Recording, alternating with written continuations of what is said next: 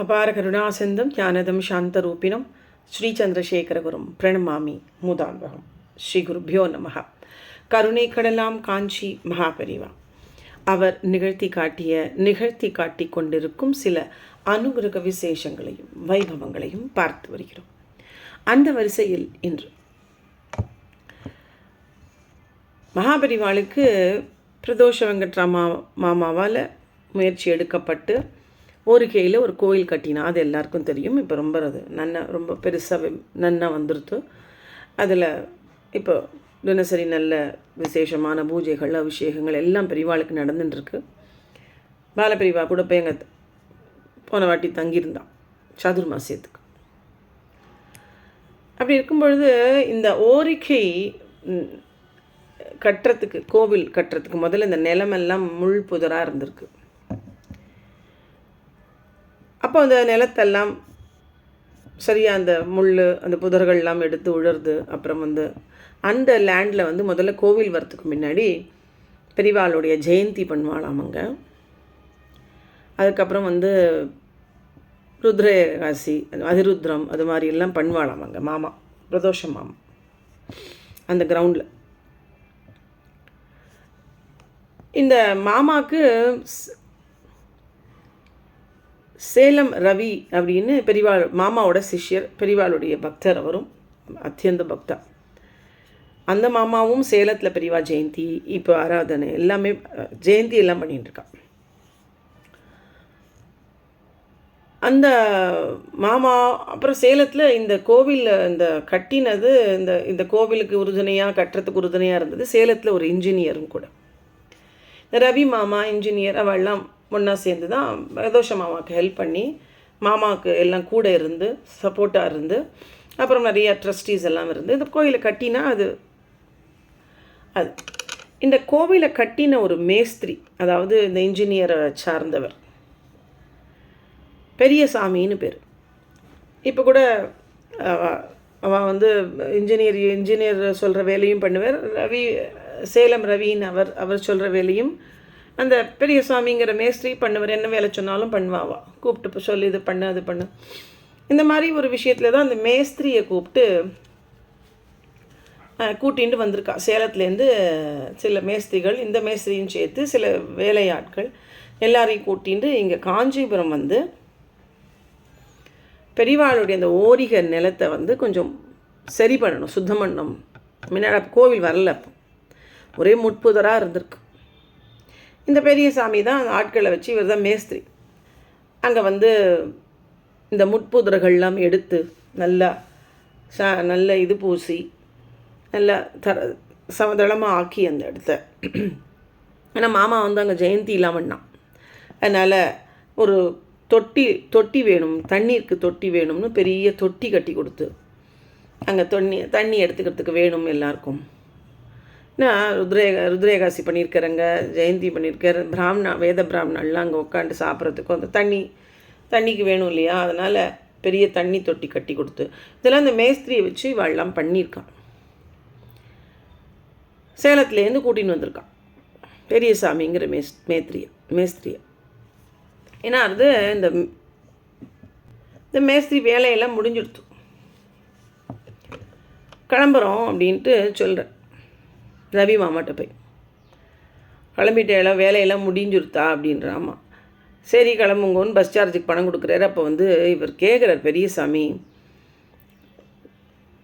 என்ன சாமி நான் இத்தனை நாள் வேலை செஞ்சோம், எங்களுக்கு பெரியவர் தரிசனமே பண்ணி கொடுக்கலையே, நீங்கள் பெரியவர் தரிசனம் பண்ணி கொடுங்க சாமின்ற. ஆஹா அதுக்கு என்ன, மடத்தில் போய் பாருங்கடா அப்படின்றா மாமா. மடத்தில் தான் இருப்பா பெரியவா, 11 மணிக்குள்ளே போய் தரிசனம் பண்ணுங்கன்ற. உடனே இந்த பெரியசாமி தரிசனம் பண்ணிட்டு வர்றார். பெரியவாளை ஒரு தரம் பார்க்குறார், தூரம் இருந்து பார்க்குறார். அப்போவே அவருக்கு ரொம்ப பிடிச்சி போகிறது. பெரியவங்களை ரொம்ப பயம் வேறு இவருக்கு. வேறு நம்ம பிராமின்ஸ் இல்லை அப்படின்னு அவரோ ரொம்ப மடியாக இருக்கிறவர், நம்ம போய் ஏதாவது ஆகிட போகிறதுன்னு ரொம்ப தூரம் நின்று பார்த்துட்டு வந்துவிடுறேன். அதே மாதிரி அந்த தொட்டியெல்லாம் கட்டி கொடுத்துட்டு வந்துட்டார் இல்லையா. சேலம் போயிட்டா திருப்பியும் ஒரு வேலை வருது பிரதோஷம் வெங்கட்ராமா மாமாவுக்கு இந்த ரோரிகையில். அங்கே கொஞ்சம் இந்த சாணி பூச்செல்லாம் பூசி பெரியவா ஜெயந்தியை ரொம்ப எல்லாம் அந்த பூஜை பெரியவாளுக்கு பண்ணுறதெல்லாம் ரொம்ப மடியாக பண்ணுவார் மாமா. அதனால் அங்கே அந்த நிறைய வேலையெல்லாம் இருந்தது இவாளுக்கு. இவா ஒரு தரம் பண்ணினப்புறம் பிராமணா போய் ஒரு தரம் அந்த இடத்த தொடச்சி இப்போ ஆராதனையும் பண்ணால் இல்லையா மாமா பெரியவா சித்தியான அப்புறம் அது அப்புறம் அவ்வளோ மடியாக பண்ணுவாளாம் மாமா. அது மாதிரி ஏதோ வேலை இருந்திருக்கு, இந்த பெரிய சாமியை கூப்பிட்ருக்கா, இந்த பெரிய சாமியும் போய் பண்ணி கொடுத்துருக்கான். அப்போ சரி இன்ன தினமும் பெரியவாளை பார்க்கலான்ட்டு ஒரு நாள் தானே போகிறதுக்காக போகணும்னு சொல்கிறாங்க. அவளுக்கு இந்த வேலை ஆட்களுக்கெல்லாம் சமைச்சு போட அங்கே ஒரு அந்த அந்த செக்யூரிட்டியோட ஒய்ஃப் வந்து சமைச்சு போட்டிருக்கான்.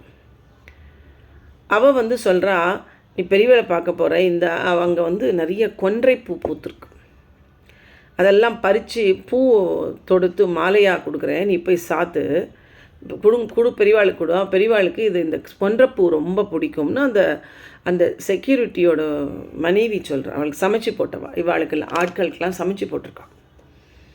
அப்படியான்னு எல்லா பூவும் பறித்து கொடுக்குறா, அவன் மாலை கட்டி கொடுக்குறா. இந்த கொந்தப்பூ மாலையை எடுத்துண்டு காஞ்சிபுரம் மடத்துக்கு வர எங்கேயோ பெரியவா இருக்கா தூரத்தில், இவர் தூரத்தில் அந்த மாலையை வச்சு நிற்கிற. கிட்ட போக பயம் எனக்கு, நடுங்கின்னு இருக்கான் அந்த பெரிய சாமி மேஸ்திரி. அப்போது சந்திரா தான் பக்கத்தில் இருக்கார், அணுக்கத்தொண்டர்.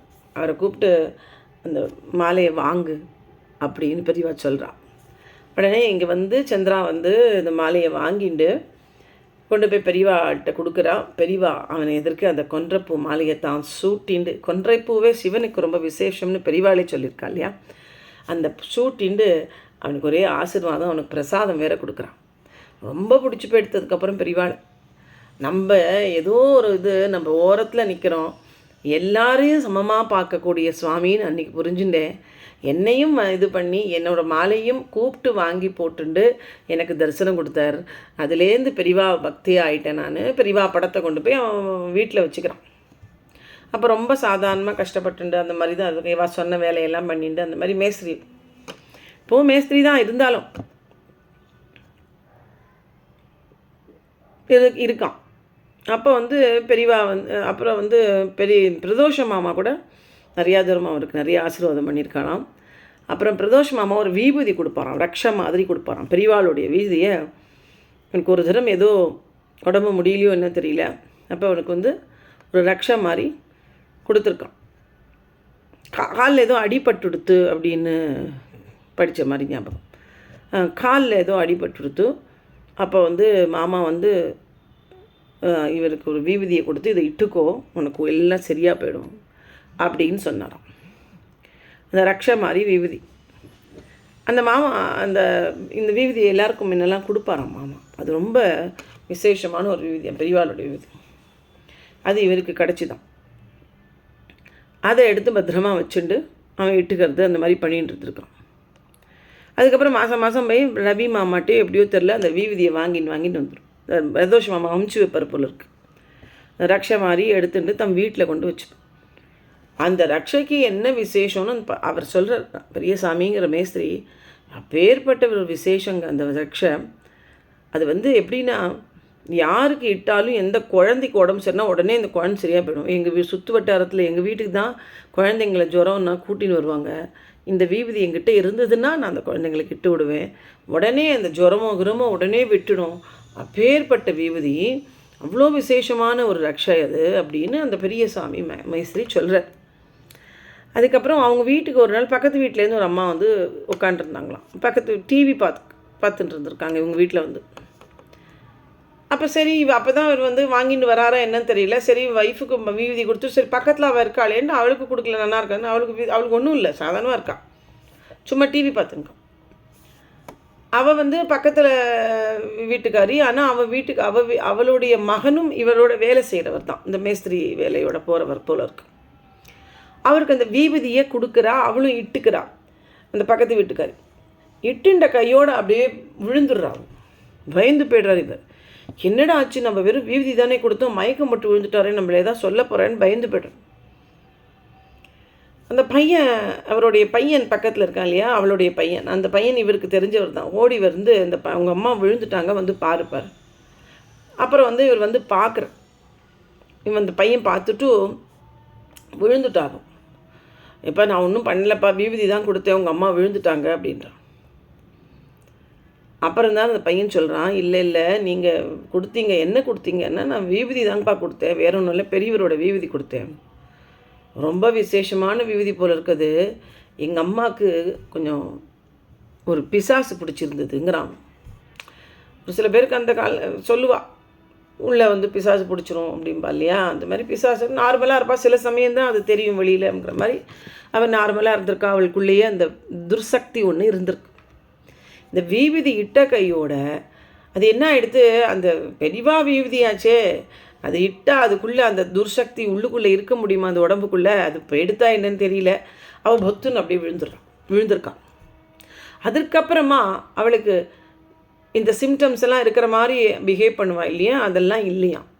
இந்த அந்த அந்த பையன் அதுக்கப்புறம் வந்து இவர்கிட்ட சொன்னால், நீங்கள் கொடுத்ததுலேருந்து அந்த மயக்கம் போட்டு விழுந்ததுலேருந்து அவங்களுக்கு இந்த போயிடுத்தா என்னன்னு தெரியல, அவங்க ஒரு மாதிரி பிஹேவ் பண்ணுவாங்க, அதெல்லாம் இல்லைங்கிறான். அந்த மாதிரி ஒரு சிம்டம்ஸே இல்லை, இந்த இருக்கிற மாதிரி துர்சக்தி உள்ளே இருக்கிற மாதிரி அவளுக்கு அந்த சிம்டம்ஸே இல்லை அப்படின்னு அந்த பையன் வந்து சொன்னானா. பாருங்கள், அந்த மேஸ்திரி சொல்ல அவ்வளோ ஒரு விசேஷமான ஒரு விபூதி, பெரியவாளுடைய விபூதிக்கு அவ்வளோ ஒரு மகிமை உண்டு அப்படிங்கிறான். ரக்ஷை அது. எங்கள் ஏரியாவில் எந்த குழந்தைக்கு உடம்பு சொன்னாலும் எங்கள் வீட்டு தான் எடுத்துன்னு வருவாங்க, நான் இட்டு விடுவேன், அந்த குழந்தைக்கு சரியாக போயிடும். இந்த மாதிரி ஒரு இன்சிடென்ட் நடந்தது. அவங்களுக்கு வந்து இந்த மாதிரி உள்ளே ஏதோ பிடிச்சிருக்கு போல இருக்குது. அந்த விபூதி போய் அவங்க நெத்தியில் இட்ட உடனே அதை விட்டு போயிட்டு தான் என்னன்னு தெரியல. அதுக்கப்புறம் அவங்களுக்கு அந்த பிரச்சனையே வரல, எங்கள் வீட்டு பக்கத்து வீட்டுக்காரங்களுக்கு அப்படின்னு அவர் சொல்கிறார். அதுலேருந்து அந்த கொன்றைப்பூ மாலை வந்து பெரியவாளுக்கு போடணும் அப்படின்னு ரொம்ப அந்த அந்த அந்த பெண் சொல்லி போட்டு பெரியவா எடுத்து தானே போட்டுன்றது அவனுக்கு வந்து ரொம்ப விசேஷமாக, ரொம்ப அவனுக்கு ஒரு அதுலேருந்து பெரியவா மேலே ஒரு பக்தி ஜாஸ்தியாக எடுத்து பெரியவா படத்தை வச்சு அவங்க வீட்டில் எப்போதுமே பூஜை பண்ணுறது எல்லாம் பண்ணுவான். அதே மாதிரி இப்போது ஒரு தூரம் வில்வம் படிச்சுன்னு வாடான்னு காஞ்சிபுரத்து வேலை பண்ணும்போது மாமா சொல்லியிருக்க பிரதோஷ மாமா, கொஞ்சம் வில்வம் இருந்தால் பறிச்சுன்னு வாடான்னு. யாரோ ரோடில் வில்வம் இருந்திருக்கு, பறிச்சிருக்கு. அந்த வீட்டுக்காரனோ இல்லை அந்த காட்டுக்காரனோ தெரியாது, அவன் வந்து சண்டைக்கு வந்திருக்கான், எப்படி வில்வத்தை பறிப்ப அப்படின்ட்டு. இதுலேருந்து அவருக்கு ஒரே கடுப்பாயிட்டான் அந்த பெரியசாமி. எப்படியாவது நம்ம ஒரு சொந்த வீடு வாங்கி வில்வ மரம் வைக்கணும் அப்படின்னு மனசில் அன்றைக்கி பிரதிங்க பண்ணிட்டாராம். அதே மாதிரி பெரியவாளுடைய அனுகிரகமும், பெரியவானா வாத்தில் போய் உட்காண்டிருக்கா, பெரியவாளுக்குன்னா வேலை செஞ்சுருக்கான் அவன், பெரியவாளுடைய ஓரிகை மண்டபம் கட்டுறதுக்கும் அவன் வேலை செஞ்சுருக்கான் இல்லையா. அதனால் அவனுக்கு வந்து அப்புறம் நல்ல சொந்தமாக இடம் வாங்கி வீடு கட்டி 4 வில்வ மரம் வச்சுட்டான். ஏன்னா மாமாவுக்கு கொண்டு தரலாம். அதுக்கப்புறம் அங்கே சேலத்தில் வீடு போல் இருக்குது. சேலத்தில் ரவி மாமா வந்து பெரியவா ஜெயந்தி விமர்சையாக கொண்டாடுவாராம். அதனால் இதெல்லாம் வந்து வில்வத்தை கொண்டு போய் அவருக்கு பூஜைக்கு கொடுக்கறதும், அப்புறம் கொன்றை பூ மலர் அந்த மரத்தையும் வச்சு அதுவும் நன்னா பூக்குமா. அந்த கொன்றைப்பூவையும் எப்போதுமே பெரியவா தனக்கு தரிசனம் கொடுத்த அந்த கொன்றைப்பூவையும் பறித்து கொண்டு போய் பெரியவா ஜெயந்திக்காக அங்கே உள்ளூரில் நடக்கிற அந்த பெரியவா ஜெயந்தி, இந்த சேலம் ரவி மாமா பண்ணுற பெரியவா ஜெயந்திக்கு கொண்டு போய் அந்த மேஸ்திரி பெரியசாமிங்கிறவர் கொடுப்பாராம். அப்படி ஒரு அனுகிரகம் அவருக்கு, அந்த மேஸ்திரிக்கு அப்படி ஒரு அனுகிரகம். பெரியவா வந்து தானே தன் அந்த கொன்றமாலையை போட்டுண்டு அவருக்கு தரிசனம் கொடுத்து அவரை ஆட்கொண்டு அதற்கப்புறம் அவர் மேலே பக்தியாகி அதுக்கப்புறம் வீடு வாங்கி பெரியவாளுக்காகவே 4 வில்வ மரம் வச்சு கொன்றைப்பூ மரம் வச்சு இப்போது அமோகம். அவர் சொல்கிறார், எங்கிட்ட வேலை பார்த்த எல்லாருமே பெரியவாளுக்காக வேலை செஞ்ச இந்த ஆளுங்களோ மேஸ்திரிகளோ எல்லாருமே இப்போ அமோகமாக இருக்கும். இந்த ஓரிகையில் நாங்கள் வேலை பார்த்த நாங்கள் எல்லாருமே அமோகமாக இருக்கோம். நாங்கள் பெரியவாளுடைய ஆசீர்வாதத்தில் நாங்கள்லாம் அமோகமாக இருக்கோம். அதுலேருந்து எனக்கு கண்கண்ட தெய்வம் பெரியவங்க தான் அப்படின்னு அந்த மேஸ்திரி பெரியசாமி சொல்கிறார். எப்பேற்பட்ட ஒரு இது இல்லையா. பெரியவாளுடைய அந்த விபூதிக்கு அத்தனை சக்தினா பாருங்க. பெரியவாளுடைய விபூதிக்கு அத்தனை சக்தி. அதுதான் சொல்வேன், பெரியவாளுடைய விபூதி ரக்ஷை. அதை வந்து நம்ம பார்த்து விபூதியோட கலந்து இட்டுண்டு போனோன்னு வச்சுக்கோங்க, நமக்கு எந்த ஒரு ஆபத்தும் வராது. நம்மளை பெரியவா எப்போவுமே ரட்சிச்சுட்டே இருக்கா அப்படிங்கிற ஒரு தைரியம் நமக்கு இருக்கும். ஹரஹர சங்கரா ஜெய் ஜெய் சங்கரா, ஹரஹர சங்கரா ஜெய் ஜெய் சங்கரா. சந்திரசேகர பாஹிமாம், சந்திரசேகர ரக்ஷமா.